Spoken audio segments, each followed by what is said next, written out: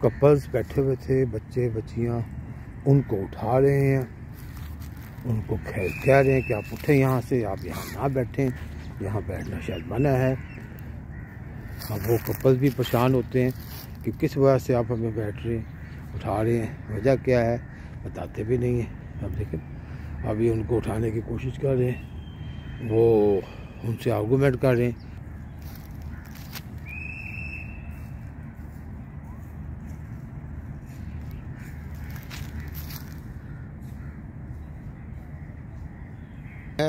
ये लोग जो हैं उनको उठा दिया जाता है, किस वजह से उठा दिया जाता है हालांकि बड़े राम ये कोई रीज़न नहीं बताई जाती। ज़्यादा ऐसे तो आप अपने ना उठाएगा, बैठे हुए हैं तो तहजीब के दायरे में बैठे हुए।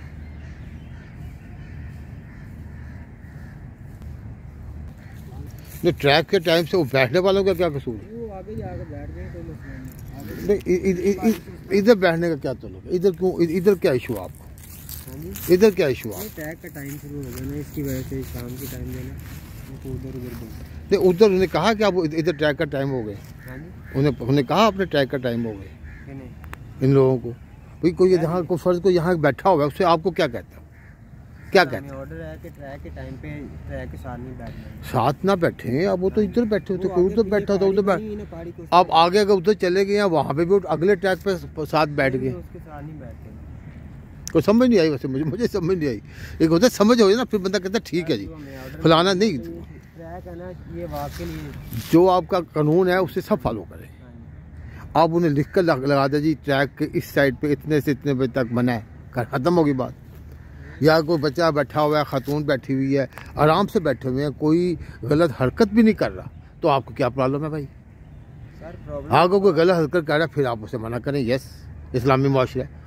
लेकिन नहीं है तो आप अपने यहाँ भी सीटियाँ मारी जा रहे हैं, क्योंकि आपका मोटरसाइकिल वाला चक्कर आ रहा है सुपरवाइजर, उसको धोने के लिए आपने सीटियाँ मार दी।